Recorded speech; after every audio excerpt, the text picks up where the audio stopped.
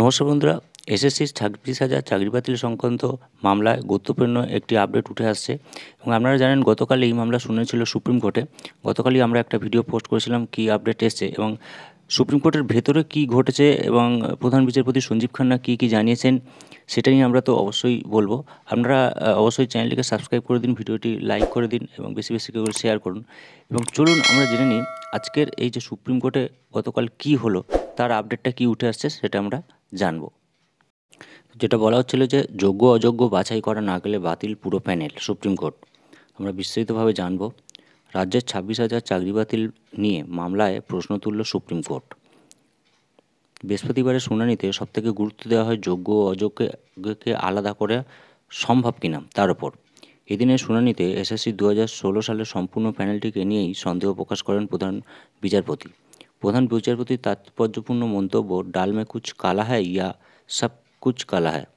ঠিক আছে, ডাল মে কুছ কালা হ্যায় ইয়া সব কুছই কালা হ্যায়।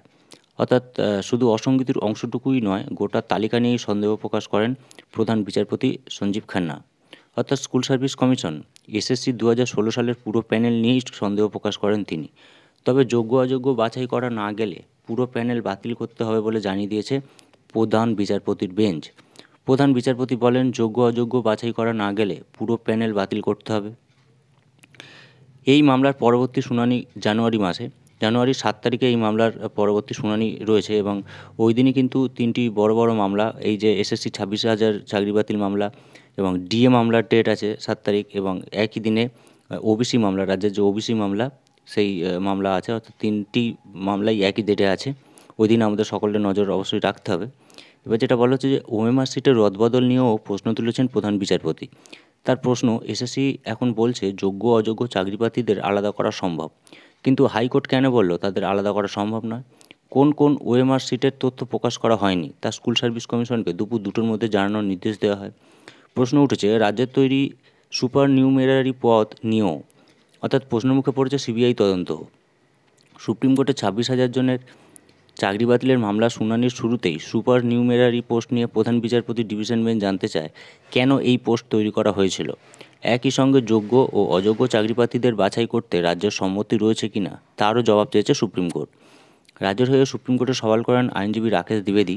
রাজ্যের আইনজীবী জানান, তারা কাউকে নিয়োগ করেননি, কলকাতা হাইকোর্টের সম্মতি ছাড়া নিয়োগ সম্ভব নয়। প্রসঙ্গত, এসএসসিতে নিয়োগ করতে অনেক অতিরিক্ত পদ অর্থাৎ সুপার নিউমেরারি পদ তৈরি করা হয়েছিল বলে অভিযোগ। রাজ্য সরকারই সেই অনুমোদন দিয়েছিল। অভিযোগ, এই সমস্ত শূন্য পদেও অযোগ্যদের নিয়োগ করা হয়েছিল। ফাঁকা ওএমআর সিট নিয়েও সন্দেহ প্রকাশ করেন প্রধান বিচারপতি। তিনি সন্দেহ প্রকাশ করে জানিয়েছেন, সাদা ওএমআর সিটও পাওয়া গিয়েছে, তাহলে কি ওএমআর সিটও বদলানো হয়েছে? প্রধান বিচারপতি জানতে চান, ওএমআর সিট কি নষ্ট করা হয়েছিল? নষ্ট করলেও তা কতদিনের মধ্যে? রাজ্যের উত্তর, 1 বছর পরে ওএমআর সিট নষ্ট করা হয়। তবে মিরর ইমেজ সংরক্ষণ করে রেখেছে এসএসসি। এই বাদানুবাদের মধ্যেই এসএসসিকে দায়ী করেন রাজ্যের আইনজীবী। বলের কোনো টেন্ডার ছাড়াই নাইসাকে দায়িত্ব দিয়েছিল এসএসসি। তারা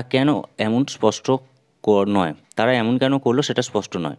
প্রধান বিচারপতি অনেক কিছু গোপন করা হয়েছে বলেন, যে প্রধান বিচারপতি এখানে বলেছেন যে অনেক কিছুই কিন্তু গোপন করা হয়েছে। একটা জিনিস স্পষ্ট, যে আসল এবং স্ক্যান ওএমআর সিট একই নয়।